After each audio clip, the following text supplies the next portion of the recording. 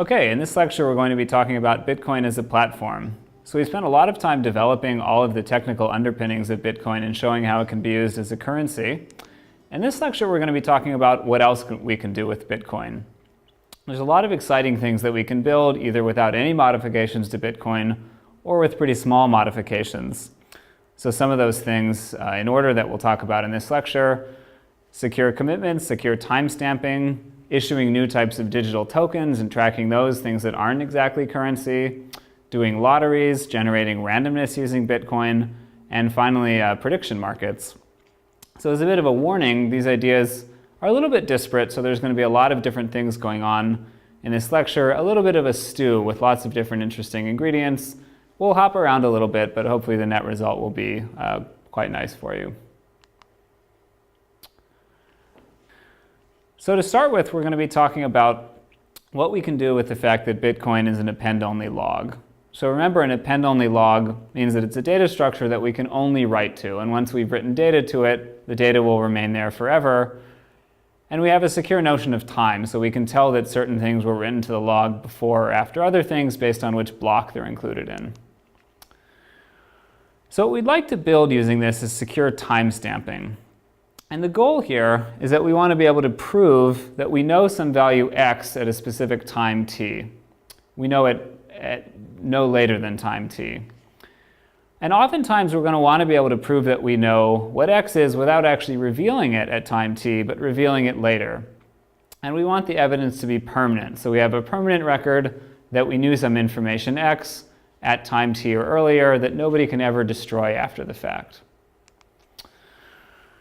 So recall that we can use hash functions to commit to data. So instead of publishing the data x that we want to prove that we know, we publish the hash of x. And the properties of the hash function guarantee that we can't later find some other value x prime that has the same hash value as x. If we did, that would be a break of the cryptographic properties of the hash function. And we also have the nice property that the hash of x shouldn't reveal any information about x, with the caveat, of course, that that's only true if x comes from a large possible space.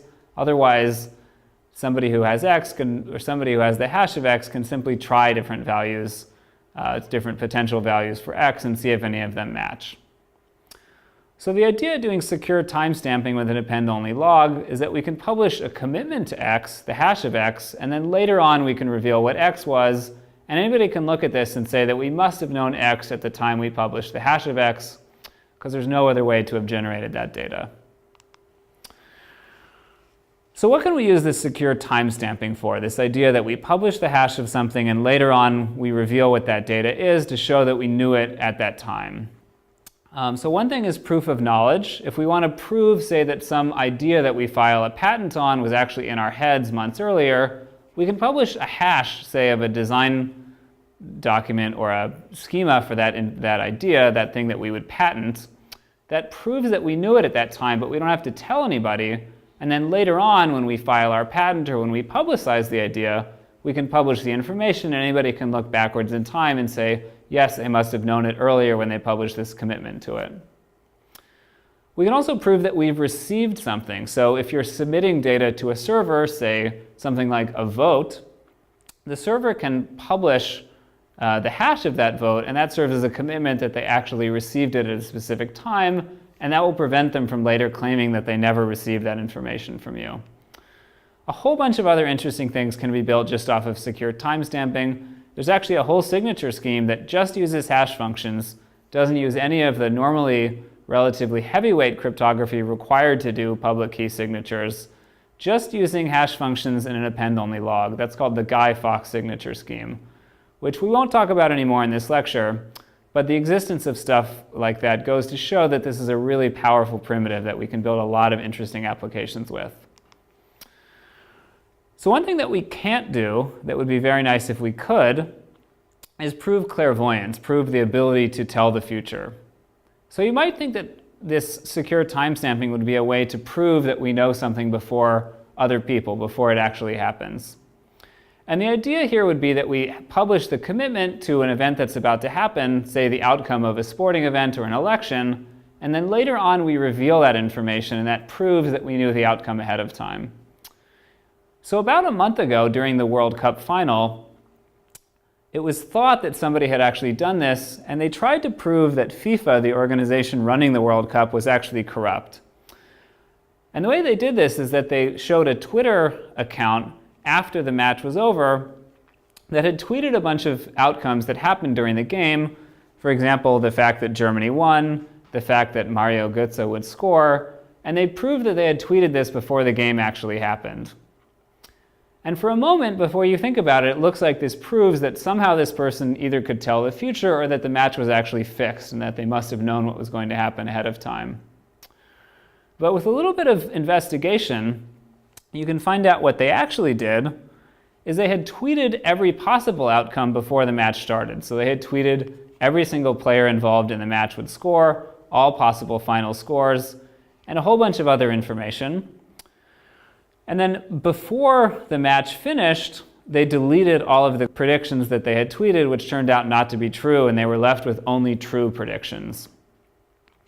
So the same basic attack can be done against any secure messaging system, where you simply commit to a bunch of possible outcomes, and then you only reveal the commitments that turn out to be true. So if you want to prove that you can actually tell the future, if you have that ability, you have to prove that you aren't timestamping multiple predictions for the future. You have to prove that you're only timestamping one specific prediction, and then it comes true. And normally, if you're publishing a hash commitment, it's difficult to do that, especially in Bitcoin if we're writing hash commitments as our secure timestamping. If they're not tied to any individual, it's easy to just publish a large number of them, never reveal the ones that are incorrect, and then they won't be traceable back to you. So that was a long detour to say that you can't use secure timestamping to prove that you could tell the future. It would be interesting if you could.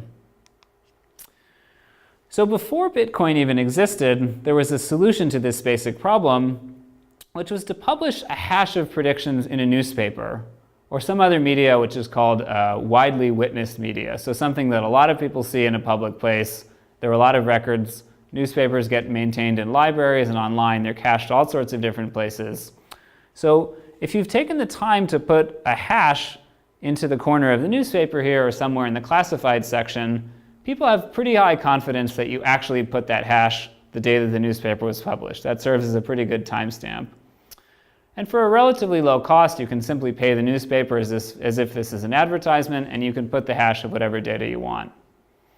And then after the newspaper has been published, whenever you want to reveal the data that you committed to, you can just publish the data. People can refer back to the newspaper and the time, and they'll know that you committed to it on that date. So this is a really simple solution. It works just fine offline. The question is, how can we do this with Bitcoin? So the question is really, where can we put our hash commitment in Bitcoin? What's the right place in the blockchain or in transactions to stuff this data, which will represent the hash of some information that we're trying to timestamp? So the simplest idea that people came up with first is, instead of sending money to the hash of a public key, just send it to the hash of your data. You can send a very small amount, say 1 Satoshi, the minimum possible transaction value in Bitcoin, to that address. And of course, it's in your interest to send as little as possible because you're never going to get the money back. Since that is a hash of data and not a public key, there's not going to be any way to ever spend the coin that you send to that address. So the advantage is that this is a really simple, easy way to do it. It's compatible with Bitcoin. But the disadvantage is that you're creating this transaction that you're never going to be able to redeem, and the Bitcoin miners have to track this as an unspent transaction output forever. And they have no way of knowing that this was actually a timestamp and not a valid transaction. So the Bitcoin community takes a pretty dim view of this approach because it creates these unspendable outputs that have to be tracked. So a more sophisticated way to do this is called CommitCoin. And this is a little protocol for finding public keys and signatures that have the data that you want to commit to embedded in the bits of the public key and the signature. So you have to do some brute force work here to find a special public key by simply trying to find a lot of public keys and a lot of signatures so that the bits that you want, the bits that represent the hash of your data, are also the bits of a valid public key. And the advantage of doing this is that it's still compatible It's invisible to miners. They can't tell that you're committing data. It looks just like any other valid public key. And you aren't actually adding any new unspendable transaction outputs. The downside of this is that it's more expensive to do. You have to do the brute forcing to find this key, and your data rate is going to be a little bit lower since it's more expensive to do this style of commitment. So the preferred way to do this now is with a provably unspendable output. And you include your data in the provably unspendable script that you're trying to commit to. And we talked about this earlier when we were talking about scripts, when we were talking about proof of burn, where you have this script with the op return, which can never be satisfied, and then you can push some arbitrary data. So the same way that you could use this to do proof of burn, you can use this to commit to some data. You just have a script that returns immediately. The return command, of course, throws an error, so this script can never be run successfully without an error, and you can include some data. So this is cheap. There's no bloat in the unspent transaction outputs. You only lose a little bit of money every time you do this. The only downside is that this still isn't a standard transaction, so it won't be relayed by default. But this is the preferred way to commit to data on the blockchain. And there are actually a bunch of startups that actually start up small websites that will do this for you. So they'll collect a lot of people's commitments into a large Merkle tree and then publish one unspendable output that looks like this form that has all of the commitments that everybody wanted to make for the day. So in fact, you don't even need to spend the small value yourself. A lot of people can amortize that cost together, and this is another way to limit the amount of bloat that you're adding to the blockchain. So what's the data rate of a scheme like this? Well, mostly you can get a 40-byte commitment for the cost of one transaction fee, which is currently about 1/10,000th of a Bitcoin, or about 5 cents US. And that's enough to commit to the hash of whatever data you want. So essentially, for about 5 cents, you can commit to an arbitrary amount of data. So the downside of being able to write arbitrary data into the blockchain is that people might abuse this, and they might abuse it by trying to write illegal content into the blockchain. And in some countries, there are things that are very illegal. So think about child pornographic images, copyrighted material, or other things that you may face very stiff penalties if you're caught having that data. So sure enough, several people have tried to do this as a griefing action against the Bitcoin community, simply to harass the community and try to bother people. They've at least claimed, I've never seen it actually verified, that they've published pornographic data into the Bitcoin blockchain. And the idea is that this makes it dangerous to download the blockchain onto your hard drive and to run a full node, because you're now downloading this illegal material. So this is basically just an unfortunate fact of life. There's no good way to prevent people from writing arbitrary data into the Bitcoin blockchain. If you force everybody to use pay-to-script hash, that's one countermeasure that would make it a little bit more expensive to write this data in. But in general, there's no way to prevent people from writing arbitrary bits into Bitcoin if that's what they really want to do. So an observation on the positive side from the fact that we can write whatever data we want into Bitcoin is that we can actually build an entirely new currency system without developing a new consensus mechanism. We can just use Bitcoin as an append-only log that already exists and write all of the data that we need for our new system directly into the Bitcoin blockchain. So this is called an overlay currency. Bitcoin exists as the underlying substrate, if you will, and you just write your new data directly into the Bitcoin blockchain, formatted as these unspendable Bitcoin transaction outputs.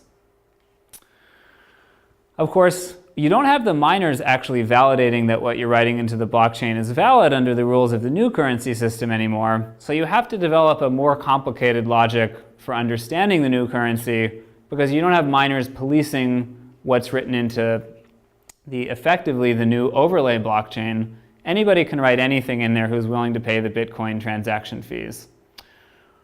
So instead of having miners reject double spends, everybody as a community has to simply look at the history of what's been written, and if two transactions attempt to spend the same coins, everybody has to understand that the second one is considered invalid.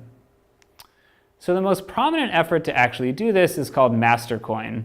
So Mastercoin is an overlay currency. It's built on top of Bitcoin.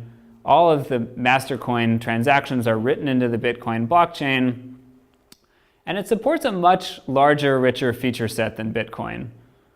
So the idea is that they don't have to develop a new consensus algorithm, and since the Bitcoin miners don't need to know about the master coin rules, they can support a lot more fancy features, more sophisticated smart properties, smart contracts, user-defined currencies. Essentially, the API is many times larger than the Bitcoin API because the miners don't have to understand it.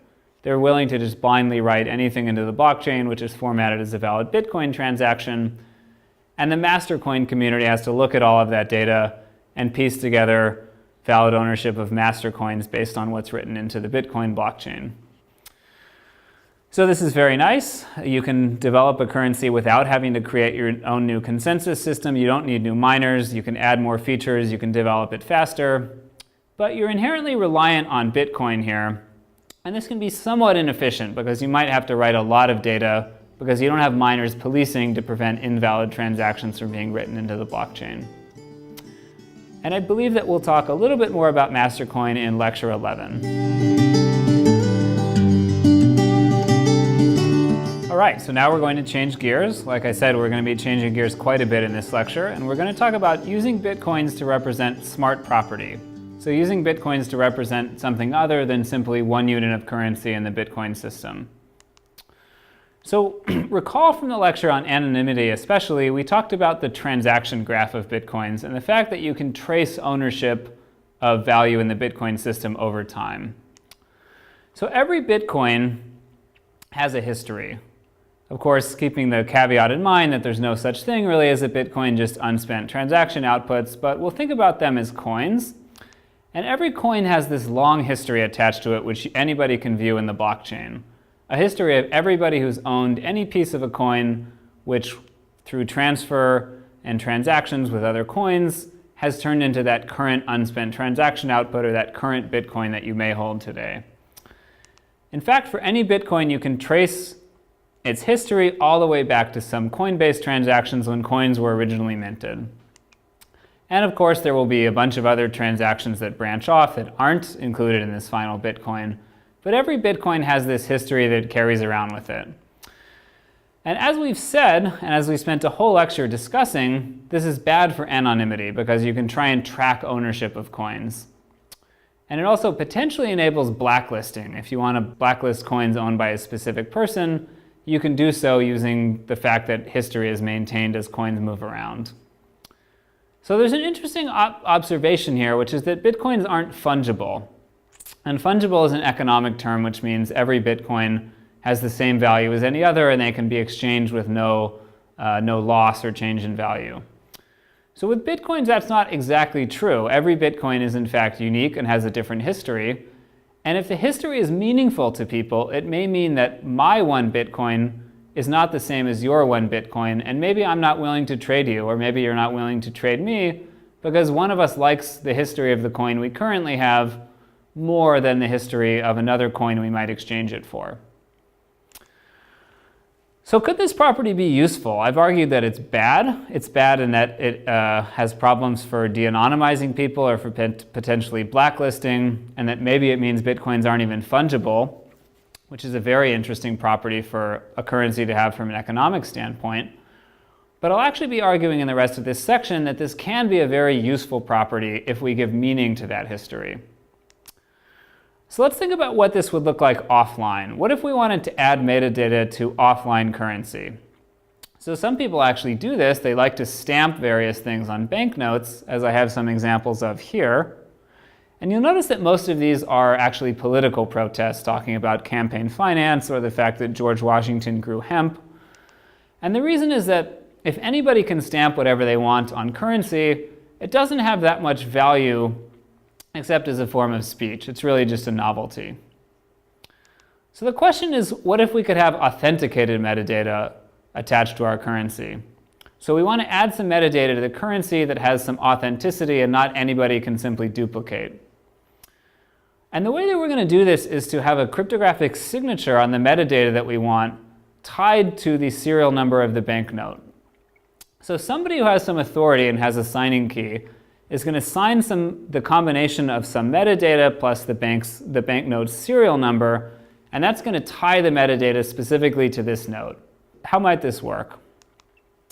So let's say that a baseball team wants to start using dollar bills as tickets. So they don't want to go through the hassle of printing their own tickets anymore. They say we want to just have banknotes function as tickets. So the Yankees would simply assert that this specific serial number now represents a ticket to a specific game, maybe with a specific seat, and that whoever is holding that note has the right at the gates of the stadium to come in and sit down and watch the game with no other questions asked. The banknote is their ticket. And to add some authenticity here, there's going to be a signing key that the Yankees use, or whichever team we happen to be talking about. And they're going to sign that message saying the specific game number and the date and all of that sort of information, along with the serial number of the bill. And then they may want to just stamp that right onto the bill, say they use a 2D barcode to represent that signed data. Now, if you show up to the gates of the stadium and hand that bill over, maybe somebody can look up in a database and say, yes, there actually is a signature saying that this serial number of a bill is designated to function as a ticket for this specific game. And you wouldn't necessarily need to use a stamp. Another solution that works just fine here, which doesn't illustrate quite as well, is you could just have a database at the stadium that has a list of different serial numbers and which seats the holder of the note with that serial number is entitled to. And when you showed up at the gate, they would just look at the serial number on your bill and then look up in the database which seat you are allowed to sit in. So what has this bought us? Why would we want to do this? Now currency can represent anything. So I had the example of a sports ticket, but we'll discuss more in a few slides. There's a lot of applications here. And we're inheriting the anti-counterfeiting properties that the bill already has. So if you believe that it's hard to duplicate the banknote and have the same serial number, and there's a whole bunch of people in the Washington, D.C. area who are working really hard to make sure that it's difficult to duplicate a banknote and have the same serial number, because currency would certainly be very different if that property wasn't true. So if you trust that the anti-counterfeiting properties of the bill are pretty good, you get to use those for free, because you simply tie that serial number to whichever metadata you want. And the other neat thing is that the underlying value of this bill as currency is maintained. So it may be a problem if everybody wants to physically stamp metadata on currency all the time, but if we use the database solution where you don't have to actually write anything on the currency, then you can have somebody use this dollar bill as a ticket to get into the baseball game, and then once they're in the game, they can use it to buy a soda. Of course, all of the authenticity here, all of the meaning in this new metadata is only as good as how much we trust the issuer that signed it. So everybody has to know that there's a specific key that's used to sign valid Yankees tickets or whatever other metadata you're interested in. Everybody else will look at this and just see a dollar bill. They may not realize that it's actually worth perhaps $100 if it's a lower box seat to a game. But that's okay, that's actually a desired property here, because once it's fulfilled its mission as a ticket, it can go back into circulation as a regular bill. So can we do this digitally in Bitcoin? There's a bunch of reasons perhaps why this offline scheme with banknotes hasn't quite taken off, perhaps some legal reasons, or perhaps the cost of printing simply isn't that high. But can we do this in a digital way on top of Bitcoin, which will give us all of the cool features we like about Bitcoin, the ability to do online exchanges, the ability to use the system quickly and without trusting a bank. We could have all of those properties for any type of metadata that we want.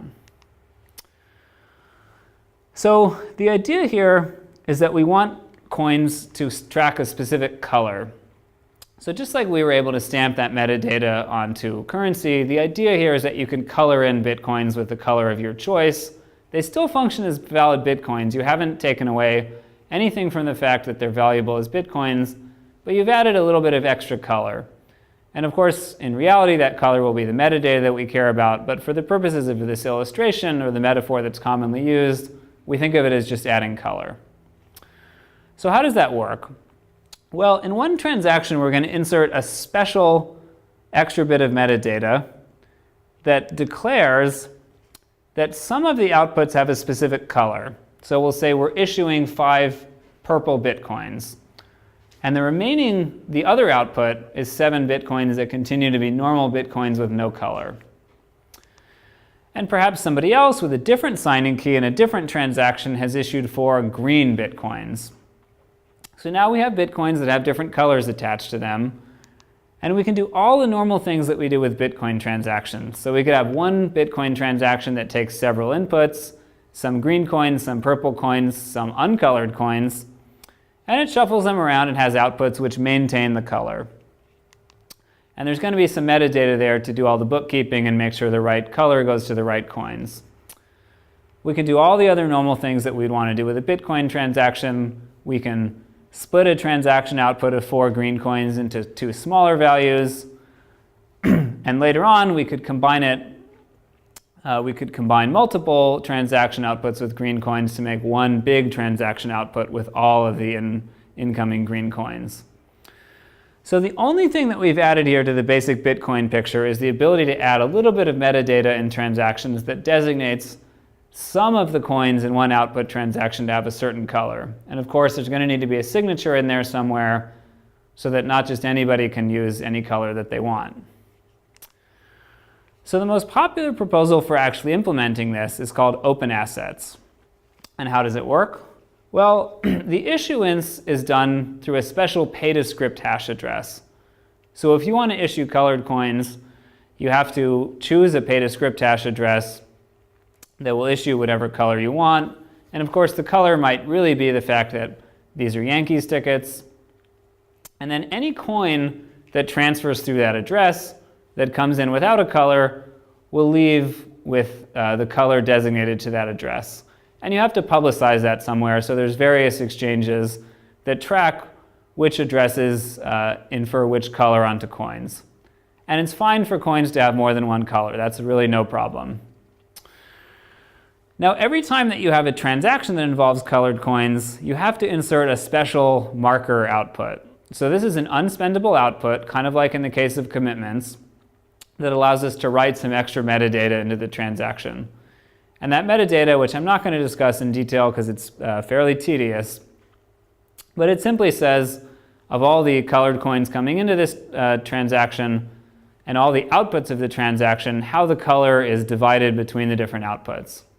So just like in any Bitcoin transaction, the normal metadata specifies how the value of all the input transactions is divided amongst the output transactions. You need to add this marker output when you're dealing with colored coins to decide how you're going to divvy up the color. And you can add some extra metadata in there if you want. The protocol supports that. So what can we say about this system? Well, the advantages are that it's compatible with Bitcoin. You don't have to change anything. And it gives you the flexibility for anybody to declare any color that they want and start putting any metadata on any coin that they want, and the system will track that. And it's a good thing that since it's compatible with Bitcoin, the rest of the community will ignore this. So the miners won't take any position on who can issue which color or rules for transferring colors. So nobody can censor this. You don't have to ask any central authority for the right to start issuing coins of a new color.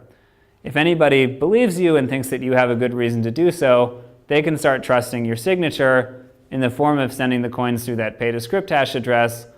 And if they respect the color that you're putting on coins, then they have some value.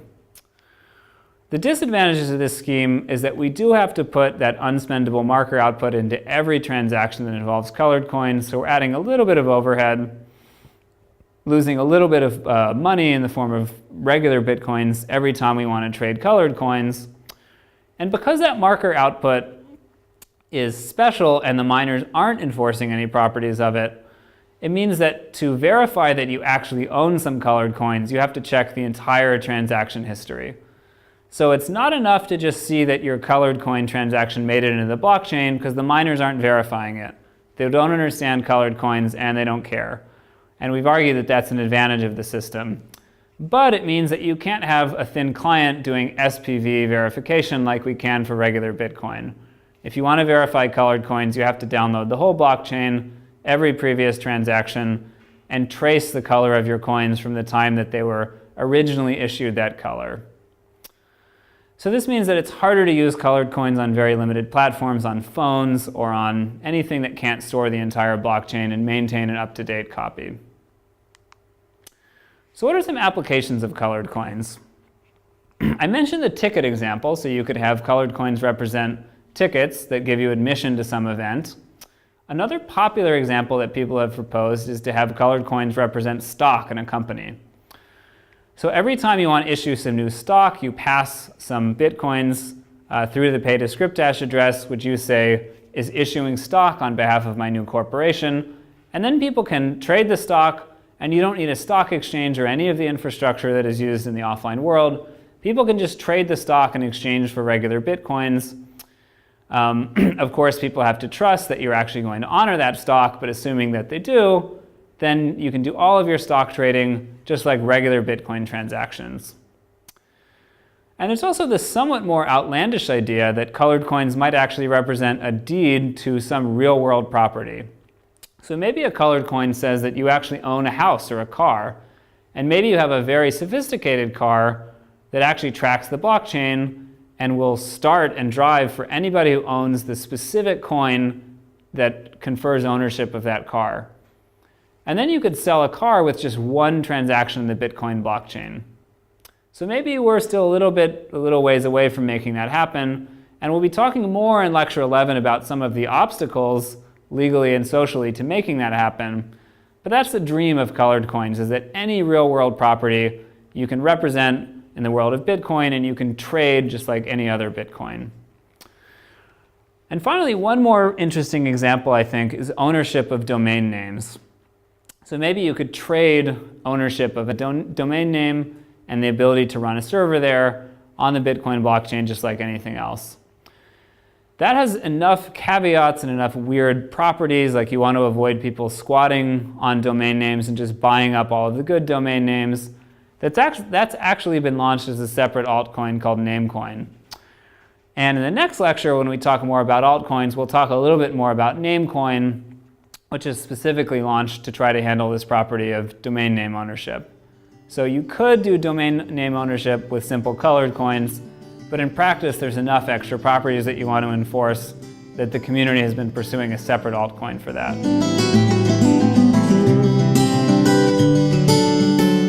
Okay, time to change gears again. Now we're going to talk about doing a multi-party lottery in Bitcoin and hopefully doing it in a secure way. So again, we'll start with the offline version of what we're trying to build here. How would we do a real-world lottery between two people without any trust? And I'll get back to what without any trust means in a second. But there's a very simple solution for this. If Alice and Bob want to bet $5, they'll both agree to a bet. Bob will flip a coin, one of them will call it, hopefully while it's in the air, and then they'll both have a very clear understanding of who won, and they'll trust that this was a random process and that neither of them was able to influence the outcome. So maybe betting on a coin flip is sort of boring, but this is very easy to do in the offline world. And of course, they have to trust that whoever loses is actually going to pay. Maybe this isn't actually legally enforceable, so it's just an agreement of honor between Alice and Bob. That's a hard problem in the offline world. We'd like in the online world to do a lottery and solve both problems. So both the problem of generating randomness that both parties can agree is fair, and having the party who loses actually be forced to pay. Okay, so how can we do that online? So if a network is between Alice and Bob, they can't see the same physical coin in the same place, but they want to bet on a coin flip. So Alice might say, let's bet $5, I'll flip the coin, here it is. Maybe she'll turn on her video camera or something. And Bob might say, I don't know if I trust you here. I can't see your coin. Maybe you're showing me a video stream that you've already pre-recorded. I'm out. I don't want to do this. I don't have any trust that you're not going to cheat me. So a solution is to use hash commitments, our old friend from the first section of this lecture. So this is the same information. We remember that you can publish a hash commitment. We're not revealing any information. And we can later reveal the input to the hash function to open the commitment and show what our data was.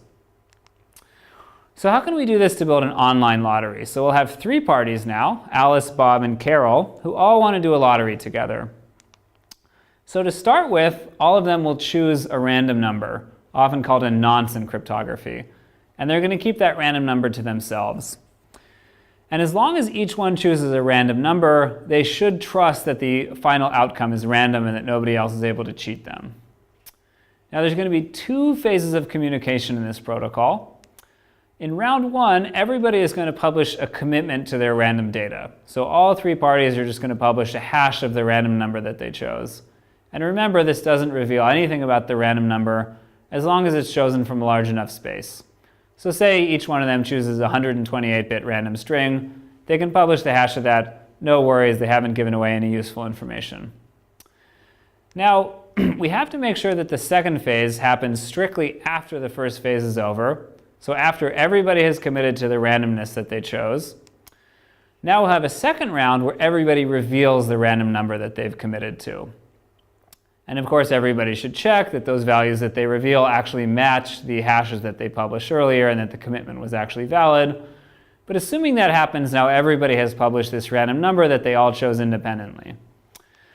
Now there's a fairly simple program that will determine who wins the lottery. There's a lot of ways to do this, of course, but the simplest way is we could just take all three random numbers, take the XOR of them, which is going to mix in bits from everybody's random number. Then we'll take the hash of that, divide it mod 3, and that will give us randomly one of three outcomes. And we'll just assign each outcome to one of the participants, and that will determine that either Alice, Bob, or Carol is the winner. And everybody can run this protocol themselves and trust that this was a fair process. So an important property of that hash function is that it guarantees randomness. Nobody could try to choose their random number in such a way that it makes it more likely that the final outcome is them winning, especially considering that they don't know the randomness that everybody else is choosing.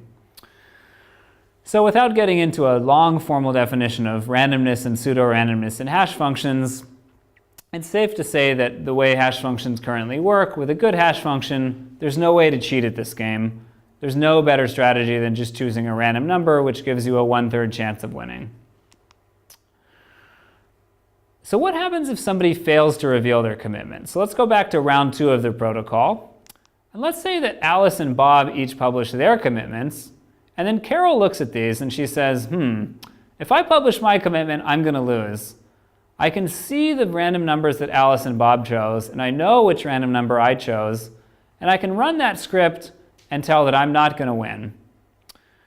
So if Carol wants to be malicious here, what she can do is not publish her random number and just say, oh, I'm sorry, I forgot it. Or maybe she can go offline, or for whatever other reason provide some plausible reason why she can't reveal what her random number is. And now it's impossible to run this final script because you don't have one of the inputs.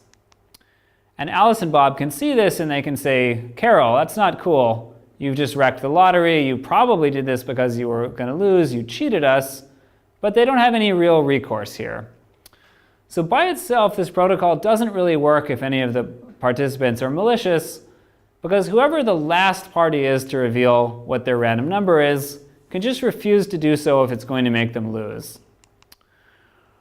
So what we'd like is a scheme to publish a commitment that we have to reveal within some certain time. And Bitcoin is going to provide a really cool means for us to do that. So how can we do this? And again, the idea is we want to force the party who's chosen this random number and committed to it to reveal what the random number was, to open their commitment before time t. So let's say that Alice is trying to enter into a timed hash commitment with Bob. So Alice is going to put up a bond, and she's going to have a transaction that will pay the bond in 2 cases. So if Alice and Bob both sign, that's enough to claim the bond. Or if Alice signs and reveals what her data was, and you can check this in a Bitcoin script, you can check that there's a value in the redemption script, the script sig, that includes that value x. It has a certain hash. So Bitcoin, without changing anything about the script, allows us to include this property that you have to specify this data with a certain hash in order to claim payment. So in that case, Alice can claim the money all by herself. But she has to reveal her chosen value. She has to open her hash.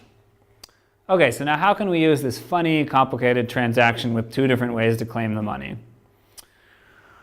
Well, Alice and Bob are both going to sign a transaction that pays the entire value to Bob.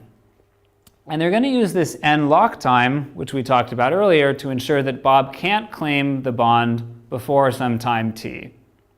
So now they've set up essentially a ticking time bomb where if Alice doesn't do anything else, Bob is going to get the value of that bond at time t.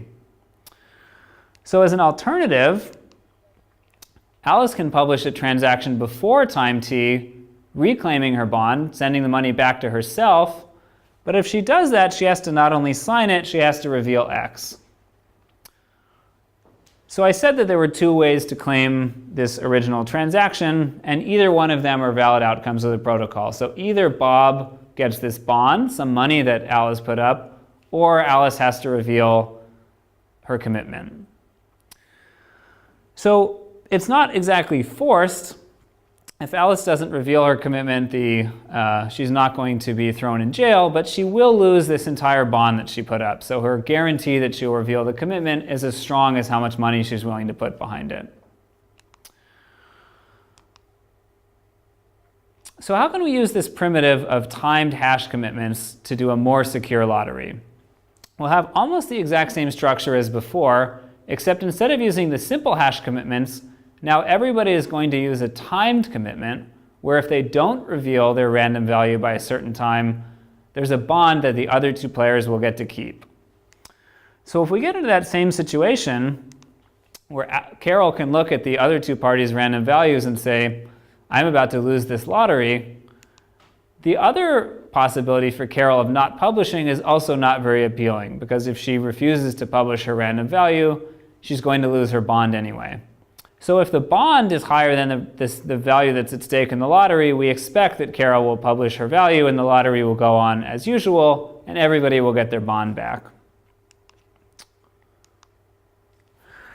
So this lottery in Bitcoin using timed commitments has been proposed and can actually be implemented on top of Bitcoin today. Now the downside is that this is fairly complicated. Doing those timed hash commitments requires multiple transactions. And when you have n players in the lottery, it's actually an n-squared algorithm. And you also have to put money up in the form of a bond. And the key property is that the bond money you put up has to be more than the amount that you're actually betting. So this isn't the most efficient way to do a lottery because you have to put up more money than is actually at stake in the lottery, but it's pretty good, and for a small number of people it might work okay.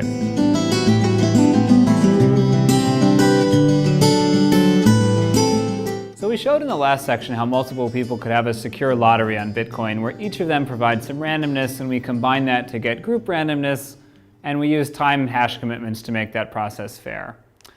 In this section, we're going to talk about using Bitcoin to generate public randomness. So the same situation, we want to do a lottery, but now maybe we have so many participants that it's impossible to have everybody send randomness in. Maybe that's not the most convincing protocol to the public, or maybe it's just something that people aren't aware of yet. So what do I mean by a public randomness protocol? I'll go through a couple of examples to show how this is done in practice, because this is already used for a large number of applications. So one example that happens every spring is the NBA draft lottery. So all 30 teams in the NBA get together and they randomly choose, with some weighting based on how the teams did in the previous season, who's going to have the rights to draft the top amateur player in the country. So this was first done in 1985, and it was a little bit of controversy then because the New York Knicks won in the first year and they were able to select Patrick Ewing, who was a very highly touted prospect. And almost immediately after that happened, people alleged that there was a conspiracy and that this process was rigged so that the Knicks, who happened to play in New York, which is a large media market, were able to select the best player. So if you go online, you can find all manner of conspiracy theories for how the NBA rigged this process, such as the famous bent corner theory, which says that they pulled an envelope that had a bent corner out of the bowl of envelopes with different team names in them. And even today, they do this lottery every year, and there are a whole bunch of conspiracy theories that come out immediately every time they do it, alleging that the process wasn't fair, it wasn't truly a random draw. A more serious example comes from 1969, when there was a conscription lottery in the United States to determine which young men were going to be forced to join the armed services most of whom were sent to Vietnam. So this was a somewhat similar protocol. Several congressional representatives carried this out. They dumped small capsules with every day of the year into a large plastic drum that you can see there. And then they took turns reaching their hand in to pull the numbers out. And participants in the draft were given a priority number, which determined how likely it was that they were going to be forced to join the military based on what day of the year their birthday fell on. So this is the first time that this was done in 1969 on a national scale. And the goal was to make this process more fair and to demonstrate that this was a random process. But unfortunately, they botched it. So the statisticians looked at the results of this within a week after the lottery happened, and they noticed a funny pattern that was, while it's somewhat subtle, it was very unlikely to have happened due to chance. And that was that most of the days late in the year received very low draft numbers. And the reason this happened when they went back and looked at the tape is that they turned the wheel over exactly an even number of times so that the capsules that started on top tended to stay on top. There wasn't sufficient mixing. So while there was some mixing and it was somewhat random, it didn't turn out to be a truly random draw. So both of those examples show that it's very hard to do public randomness and convince the public that you've actually done a good job. There's both the risk that the public will not believe you and the risk that you'll actually screw it up in the process of trying to do this physical display of randomness. So for a long time, people have wondered, could we do better cryptographically? Could we have a service that we call a cryptographic beacon? And the idea is that this beacon, much like traditionally a beacon is like a lighthouse that sweeps out light at regular intervals, this cryptographic beacon will emit new random data at a regular rate. And the goal is that it will emit uniform randomness that nobody can predict in advance. So everybody agrees that there's no way to predict what values the beacon is going to output next. And yet every party can see the same values and agree on them. So if this perfect cryptographic beacon existed, the NBA draft lottery or the Vietnam conscription lottery, if you wanted to do a process like that, or even if you just wanted to play bingo at your local social club, you wouldn't need to use a large wheel or any physical display of randomness. If everybody trusted the beacon, you would save a lot of effort from having to have these small physical displays of randomness.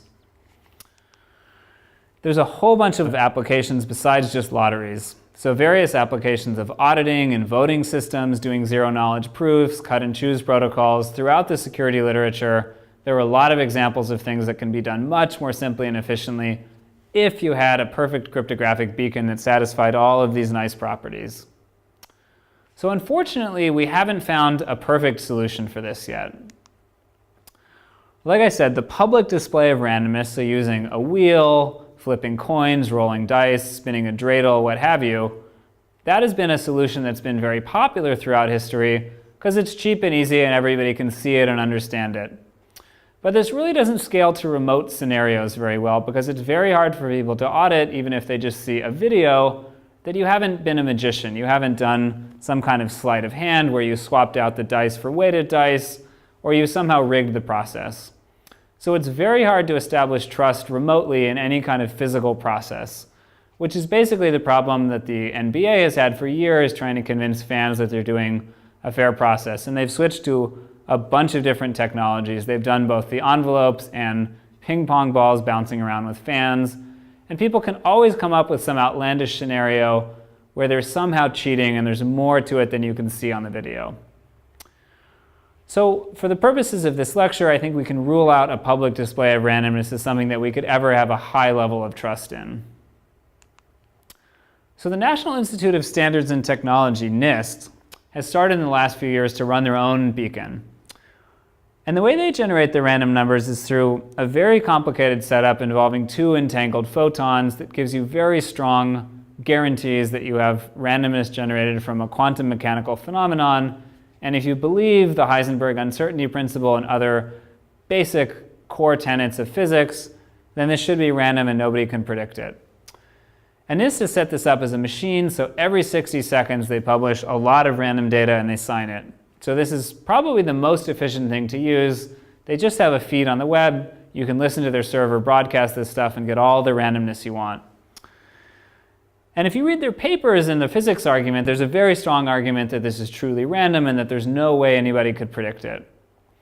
Of course, you have to actually trust that NIST is doing this. You have to trust that somewhere in a building in Maryland they've actually built this, and they aren't just making it up, or that they don't have the ability at a specific time, if they want to overwrite the value with some other data that they happen to want.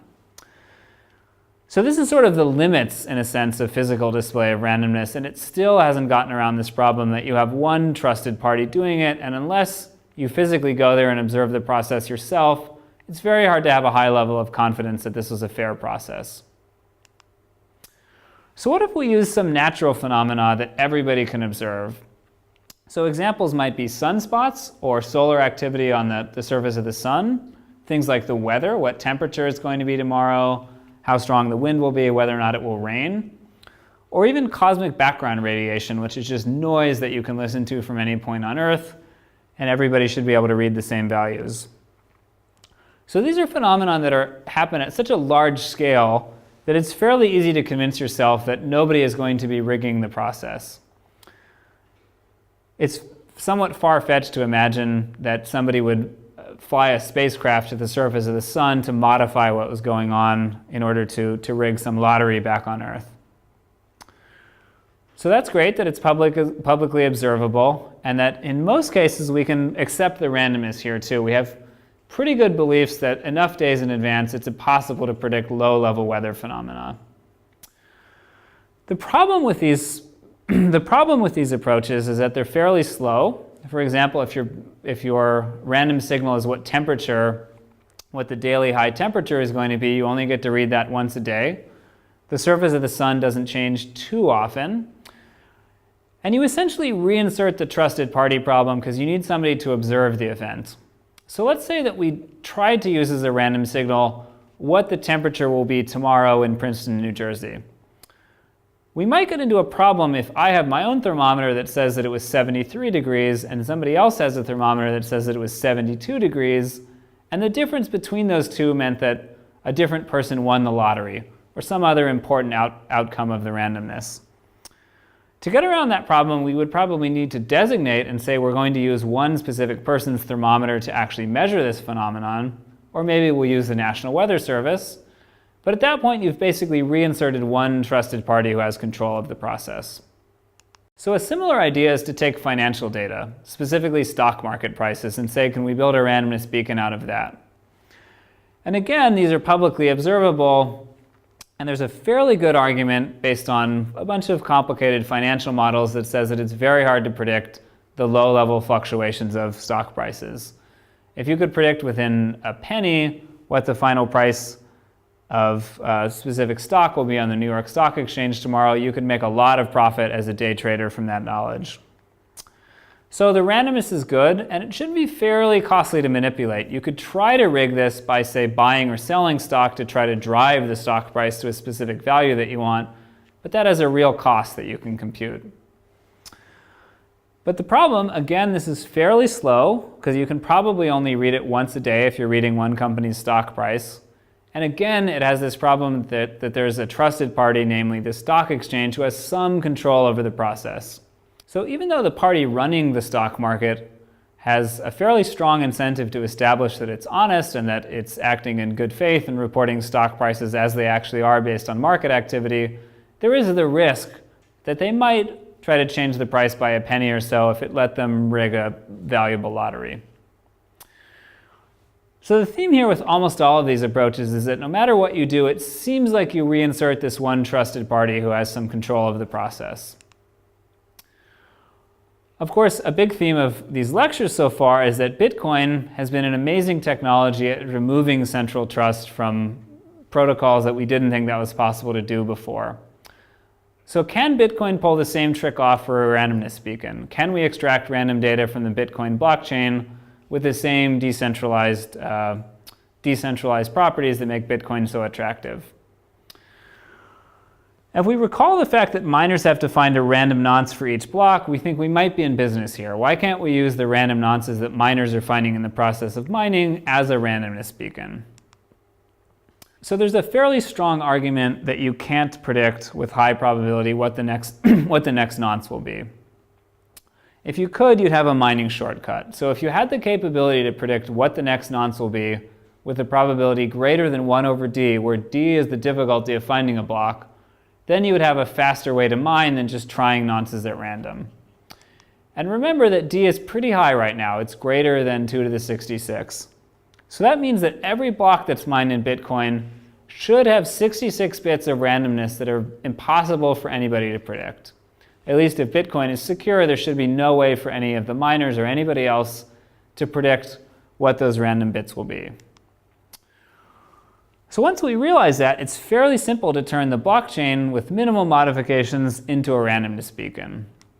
We simply take every block in the chain, take the entire value of the block header, and run it through an extractor function. And an extractor function, without going into all the details here, is sort of like a hash function and is designed to squeeze all of the random data out into one uniformly random string. And that will give us a nice randomness beacon, and every time a block is published in Bitcoin, we have new output from the beacon. So how costly would it be to manipulate this? So any miner has the capability, if they find a block, to discard it, to not relay it to the network, not publish it, not let it be the next block in the sequence. And they could do this if they find a block and realize that it produces a beacon output that they don't want. And it might not be the miner that decides this. It might be somebody who's trying to force the beacon to have a certain output, who says that they're willing to bribe miners. And if they find a block that's undesirable, this attacker will bribe and pay them more than the block reward in exchange for not publishing this. So let's say that you're trying to force some beacon output with probability p. This is just going to be a Bernoulli trial. So you have to discard some number of blocks until you happen to hit success. And the expected number of blocks that you'll have to discard is 1 over p minus 1. And recall that discarding a block is pretty expensive. You are going to lose the entire block reward, which is currently 25 Bitcoin, or around $15,000 US at today's prices. So what's the practical cost of manipulation? So say that you're doing a single coin flip. Like I said, the expected number of blocks that you are going to lose the reward for is 1 over p minus 1. And with a single coin flip, p is just a half. So you'll get that you have to discard about 1 block on average and eat that whole 25 Bitcoin cost. And if you have an n-party lottery where it's fair between all n parties, it's going to be 25 times n minus 1 Bitcoins. So this process will be secure as long as the amount that you're betting is less than that cost of manipulation. So essentially, if two people want to have an even odds bet, and they want to use Bitcoin as the source of randomness, this is going to be secure as long as they've wagered less than 25 Bitcoins, or again, about $15,000. So the advantages of this, it's somewhat remarkable that this is the first proposal that's really out there for a fully decentralized beacon. So a beacon that has no central point of trust. And compared to some other processes, it's actually fairly fast. It's not going to output as often as, say, the NIST beacon, which is designed to output as often as possible. But about every 10 minutes, you'll get new output from the beacon. And it's also nice that we can precisely analyze what the manipulation costs are here. So we have a fairly simple model, and we can price the cost of manipulating the random output and how many block rewards you'll have to sacrifice. So the downside of using Bitcoin as a beacon compared to some of the alternatives is that the timing is a little bit imprecise. So suppose we want to read the value of the beacon tomorrow at noon. We don't know exactly which block is going to be published tomorrow at noon, because blocks are just published whenever they're found, not at any specific schedule. So we'd have to guess, based on the distribution and the average times, what block index will be published around noon tomorrow, but that will give us quite a bit of variance. And we'll also have to delay when we accept the result of the beacon based on the risk of a fork. So just like with anything else in Bitcoin, we'll probably want to have that roughly 6-block confirmation time before we accept that this really is the final beacon output. And the cost of manipulating this beacon may be too low for some applications that we care about. So if we're actually running the NBA draft and there are millions of dollars at stake, it may suddenly look worthwhile for one of the teams to start paying Bitcoin miners to manipulate this process. So it's an open question if we can extend the security of this construction to make it secure in a case like that, even when we have millions of dollars on the line. So one more really cool idea for what we could do with a beacon built off of Bitcoin. What if we extended the Bitcoin scripting language so that there was a special opcode to call the beacon? So currently there's no way to have any randomness in a Bitcoin script. And that's by design because the miners have to be able to verify this and they want to all be able to verify it and get the same thing. But if we use the beacon, the public source of verifiable randomness, then you could use the beacon to insert randomness into scripts in such a way that any miner could run and they would run the script in the same way. So what could we do with that? Well, if we had one opcode that would make a random decision based on, say, the beacon output of the block before, we could replace that entire complicated lottery protocol with one script that just read the beacon once, and based on the results of the beacon, assigned the output to one of 3 keys or n keys, however many players we are, and you'd be done. It wouldn't be a multi-round protocol, we wouldn't need bonds, we wouldn't need timed hash commitments, we could just use the beacon. So this is a somewhat out there idea, but there are a lot of cool applications for what we could do with this.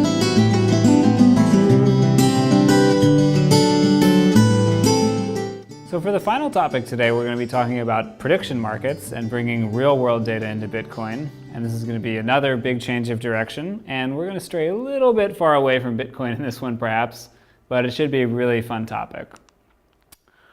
So how can we make assertions about the outside world within Bitcoin? So the idea is we'd like to add a mechanism to assert facts about the real world into Bitcoin. And those facts might be who won an election, who won a sports match, what the price of some commodity is on a certain day, any kind of real world data that is of importance to a lot of people. So if we had those kind of facts available in Bitcoin, say there was some script call that you could make that would just say what the current price of copper is on some common exchange, you could start doing all sorts of cool things with smart contracts. You could bet on the future price of commodities, on who's going to win a sports match. You could hedge, and you could derive all of the things like forwards and futures that financial markets are built to buy and sell and trade. So wouldn't it be great if we could do all of this in the range of Bitcoin? Basically every variety of betting on the future.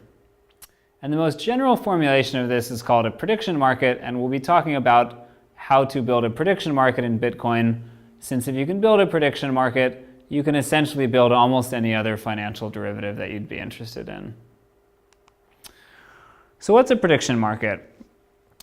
Quite simply, it's a market where you can trade shares in potential future events.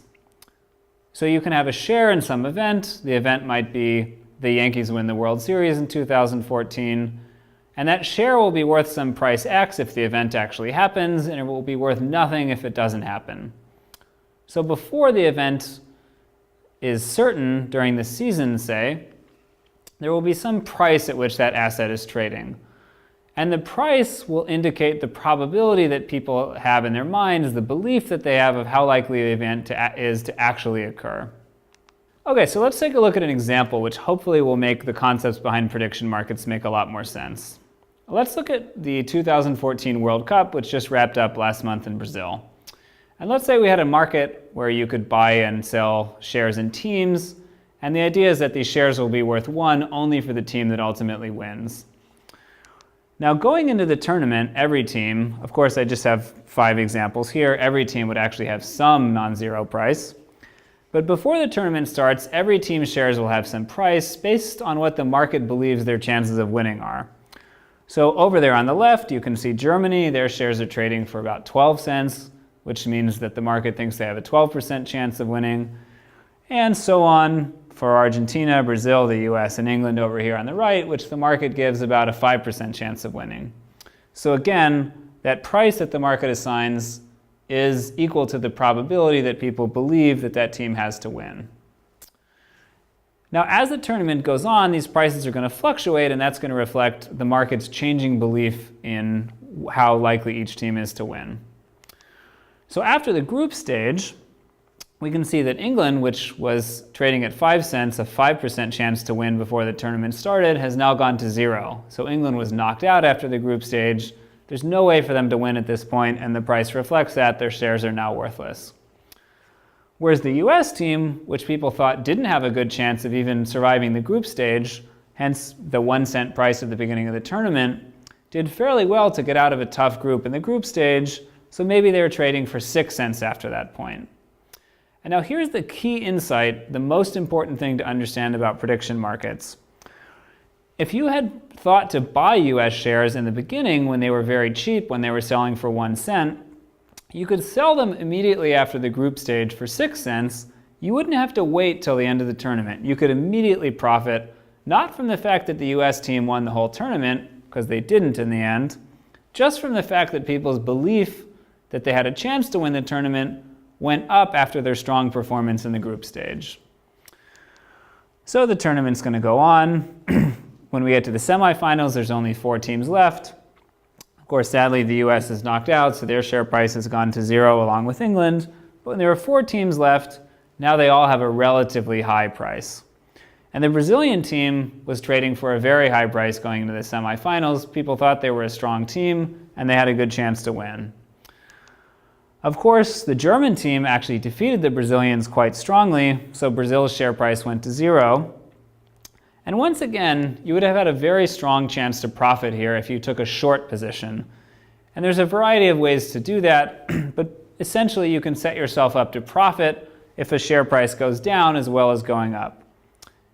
And within the span of a couple of hours, people's beliefs changed dramatically as the Brazilian team lost and lost decisively. And you could profit in a very short time frame if you were confident going into that match that the Brazilian team was overvalued, not as good as people thought it was, and that the share price was about to decline. And of course, going into the finals, there's only 2 teams left. So at this point, between the German and the Argentine team, the only 2 teams in the final, those 2 prices should add up to 1, because one of those teams has to win, and probability should always sum to 1. And after the whole tournament's over, everybody's ready to pack up and go home. The only shares that have any value are shares in the German team, because the Germans were the team that actually won in the end. But the most important insight here is that one way to profit certainly would have been to buy shares in Germany at the beginning for 12 cents and hold them all the way to the end, in which case you would make $1. And that would be basically equivalent to traditional sports betting, where you place a bet before the tournament starts that Germany is going to win. But in a prediction market, there's lots of other ways to play and lots of other ways to profit. You don't have to just bet on the right team and hope that they win. You can invest in any team at any time, where you can take a short position, and you can profit just on the ability to predict that people's beliefs will change. Here's another example, and this is from a real prediction market. This is the belief over time before the 2008 US presidential election and whether Barack Obama or John McCain would win. And now Barack Obama is represented in blue on the top, and McCain represented in red on the bottom. And you can see that as the months unfold and various things and gaffes happen on the campaign trail, people's beliefs about who's going to win the election fluctuate a little bit. And historically, you can go back to most of these fluctuations and trace them to a specific event. Either a candidate made a gaffe, or they did something good that made them more popular, and then people's beliefs changed. And you can see that as of about September 2008, so about 2 months to go before the election, all the way on the right side here, McCain almost got back up to a 50-50 chance with Obama. So at that point in time, the public really didn't know who was going to win the election. It was still a toss-up. But by the time the election actually happened, you can see that Obama was given a 90% chance to win the day before the election. So the market was well aware going into it, based on polling, that the election was basically over before votes were cast. At least it was very unlikely for Obama to lose the election.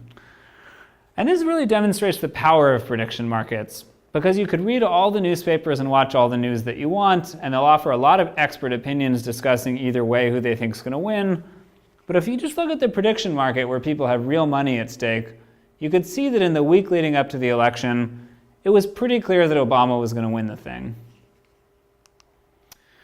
So that's why economists really love prediction markets. They should reveal, if you believe in an efficient market and a couple of other assumptions, they should reveal all the knowledge that the public has about the future. So that share price in different events should be the best encapsulation of everything we know about the future. So they're a great mechanism for revealing information, and they allow you to profit from being able to make accurate predictions. So one description of prediction markets has been a tax on BS. So if you're saying things that aren't true or making predictions that are very unlikely to happen, if you have to actually put money behind them in a prediction market, that will be very costly. And it has been shown that in practice, prediction markets have pretty good predictive power. Collectively, they can often beat opinion polls or asking experts. But there's also been kind of a tortured regulatory history here. So InTrade was the most popular prediction market on the internet for a period of about 10 years, and it ran into all sorts of regulatory issues in the US for a variety of reasons. I won't get into all of the legal details here, but InTrade was eventually shut down in 2013, and a lot of economists were sad about this because they believed that this valuable social tool that revealed information about the future was lost. So could we build a decentralized prediction market? Again, decentralization being the name of the game with Bitcoin. So there's a couple of tasks that we'll have to decentralize to make a decentralized prediction market work. So we need payment and we need enforcement of bets that people are making. That all has to be decentralized. We're going to need decentralized arbitration. Arbitration is the process of asserting which outcomes have actually happened. Most of the time, in the case of an election or a sports match, you may say it's pretty obvious who won and who lost, but there are gray areas. And we need a decentralized order book, so a way for people to buy and sell shares, for buyers to meet sellers that's decentralized and doesn't rely on a centralized clearinghouse. So we'll go through each of these challenges in order. So payment and settlement, this is the easiest given Bitcoin. We can use Bitcoin to do payment. And in the simplest solution, maybe we could use trusted arbiters. So we could basically do escrow transactions, and the arbiter will enforce the contract, the fact that if you bet on something that didn't happen, you lose money, simply by not signing transactions. A better solution would be if we built an altcoin that had explicit support for prediction markets. So what would that look like? There's a proposal for doing this called FutureCoin. This isn't an altcoin, it hasn't actually been built, that adds a couple of transaction types in addition to just normal sales of Bitcoin or any other cryptocurrency. So the transactions that are added specific to prediction markets let you buy a portfolio in some event. So the idea is that for $1 or one future coin, you buy a share in every possible outcome. So say this was the World Cup, there's 32 teams entered. For one future coin, you buy a share in every possible team. And then on the bottom here, there's a sell portfolio, which lets you sell a share in every outcome to get one future coin, one unit of currency back. So obviously those two match. So for one future coin, you can buy a share in every outcome, and you can turn a share in every outcome back into one future coin. But you can also trade the shares one for each other, which is much more interesting. So you can buy a share in every outcome, and then you can sell the shares that you don't actually think you want to hold. So the teams that you don't want to bet on, you would sell to somebody else who did want those shares. And then you would end up with a position which wasn't just balanced on every team. Say you would buy a bunch of shares in the team that you actually wanted to back. And again, that would be one way of profiting. You could just buy a portfolio, wait for the prices to change, and then sell all of the shares directly for future coins, which you could turn into Bitcoin or some other currency and profit that way. And the other way to profit would be to buy a portfolio, sell some of the shares, and then eventually, at the very end of the market, there's a special close that happens, at which point you can sell portfolio and you only need one share in the winning outcome. So how can we do arbitration? How can we assert who actually won so that we can do this close and let people redeem their winning shares to get their money back, to get their winnings? So the simplest model is to just have trusted arbiters. So we say anybody who wants to can define and open a new market. They can stand up and say, I'm opening a market on the World Cup. I will decide who won in the end. And if you trust me, you should be willing to accept my signature that that's the correct outcome. And like many other things, they would probably build up a reputation over time, and they would have some incentive to arbitrate correctly to maintain their reputation. But there's always the risk that they could abscond, and this could be very dangerous in a prediction market. So for example, if one arbiter was in business for a long time and everybody trusted them, they might wait until the World Cup, and then they might assert, say, that Argentina won, even though they lost in the final, if they had bet on Argentina heavily and were trying to profit from it. So could we have a more decentralized arbitration model? This is a little bit tricky, but there's a few ideas here. One is to have all of the users, all of the people who hold shares in the market, vote on who won. And the idea wouldn't be really to vote as if there was a lot of uncertainty, but just that everybody would vote in what happened in reality. And there's various ways you could try to incentivize users to vote correctly. So you could have users put up bonds or maintain a reputation. And if they vote in a different direction than most other people vote, they suffer some penalty. They lose their bond or their reputation goes down. And then everybody is incentivized at least to vote in the same way that everybody else is voting, if not to vote in the way that reality actually happened. And you could set up a similar system where instead of the users voting, you have the miners in your cryptocurrency voting. And again, miners would be incentivized to vote correctly, because if they vote incorrectly, future miners might fork and then they would lose their block reward. But this runs into the problem that miners may not know about every market that people are interested in, and they may just not care about some. So it may be too high of a burden to put on miners if you expect them to be able to arbitrate every match that happens in the second tier Mongolian football league that somebody somewhere wants to bet on. So there's been one attempt to actually make this happen, at least one attempt to make this happen, which is a protocol called reality keys. And the idea with reality keys is that you can actually sign statements that are usable in Bitcoin that assert yes or no whether or not one of two outcomes happened. So this is fairly simple. It's not as complicated as some of the more sophisticated arbitration models we'd like to get to, but this is a step toward having arbitration for an online prediction market. So there's a caveat here, which is that sometimes reality is complicated. I had assumed that what actually happened in reality wasn't in dispute. We just wanted to have a voting mechanism to insert the facts from reality into the digital world. Sometimes what happens in reality isn't quite so easy to discretize into a digital form. So my favorite example came from the Super Bowl this past year. There's an annual bet that a lot of people like to make in the Super Bowl, which is what color Gatorade the winning team will dump on the winning head coach. So this is a tradition after every Super Bowl or lots of other big football games. The winning team takes a bucket of Gatorade and dumps it on their coach. And you can actually make a bet on what color Gatorade they're going to use for this purpose. You can see that clear was the odds-on favorite, but orange and yellow were also strong contenders. Those are popular colors. And green, blue, red, less likely to happen. So this bet has happened for probably 20 or 30 years. It's been just a popular, fun bet. And in the last Super Bowl, something went a little bit awry. So the Seattle Seahawks won. They celebrated. They dumped some orange Gatorade on their head coach, Pete Carroll. And then a little later, a few other players decided to do it again. And they used yellow Gatorade. So this had never happened before, but the Seahawks decided they liked the dumping Gatorade on the head coach ritual so much that they would do it twice. And they used two different colors. So if you're running a prediction market where people had bet on this, what do you do in this scenario? It's not clear if orange or yellow should win. What happened in practice with a lot of sports books is that they said, we're actually going to lose money, and just to try to maintain our reputation with our customers as a show of good faith, if you bet on orange or if you bet on yellow, either way you win. Of course, in a decentralized prediction market, you can't do that because you can't just create money out of thin air to pay both parties. So there's a couple of solutions here. Maybe you could say that orange and yellow both win. They each win half of the winnings. So instead of closing at a value of 1, they close at a value of 0.5. But ideally, you would define your contract a little bit more carefully next time.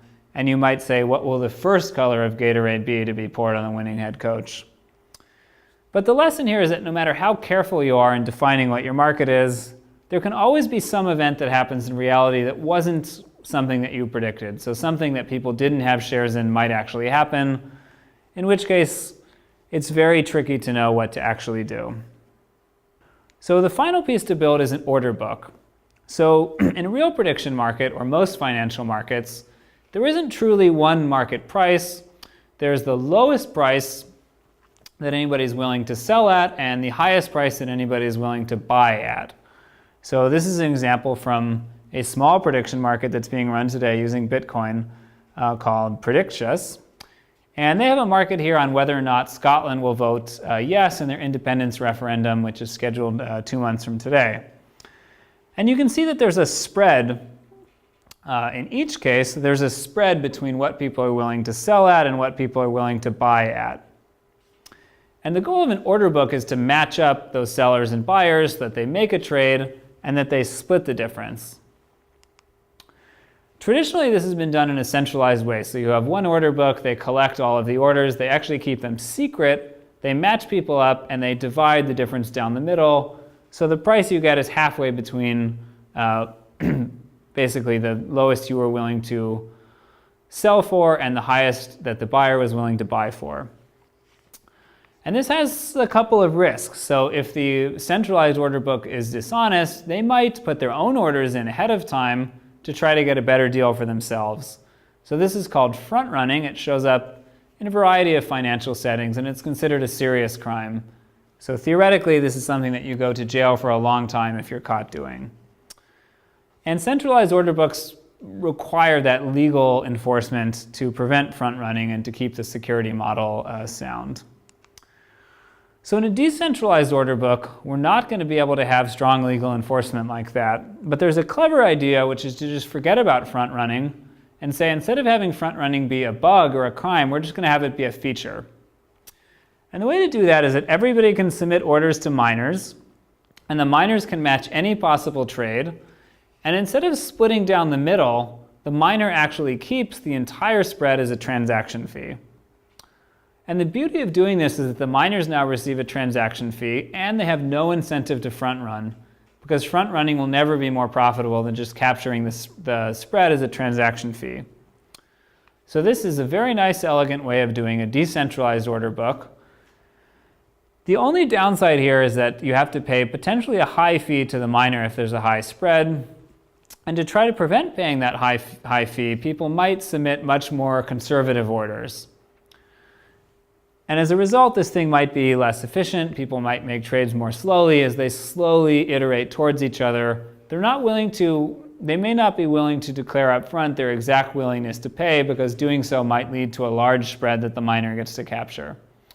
So it's not known yet how this will function in practice. There's some fear that it will be a lot less efficient than a centralized order book, but it seems to be a very promising approach to go.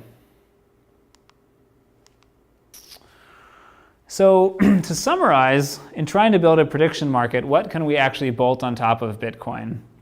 So it looks like payment-wise we're in good shape. Bitcoin's a good currency to base a prediction market off of. In terms of doing settlement, it's fairly hard. You could draw up some contracts using reality keys where you have a position based on some future event, but there's no way in Bitcoin to really trade that position. So we don't have a way to do decentralized trades. In terms of arbitration, the only thing you can do is a trusted arbiter model. Again, the reality key model. The more sophisticated things where users or miners vote aren't going to be possible in Bitcoin. You'd need an altcoin for those things. And finally, order books. There's no built-in concept of an order book in Bitcoin, so you'd be stuck with an external centralized order book. So this lecture was really all about building things on top of Bitcoin. And it looks like we can't quite build a functioning prediction market, at least not in the way we'd like, directly on top of Bitcoin. This is something that we would really need an altcoin to build. And this is a lead-in to what is going to be covered in the next lecture, which is altcoins. So the observation is that for some things like prediction markets, Bitcoin only takes us so far. It really doesn't get us where we want to go in terms of building a secure decentralized prediction market and a decentralized order book and all those other things. So what if we could start again from scratch? What if we could forget about soft forks and hard forks and how to bolt things onto Bitcoin and just say we've learned a lot since 2008 when Bitcoin first came out. Why don't we design a new cryptocurrency and everything will be better?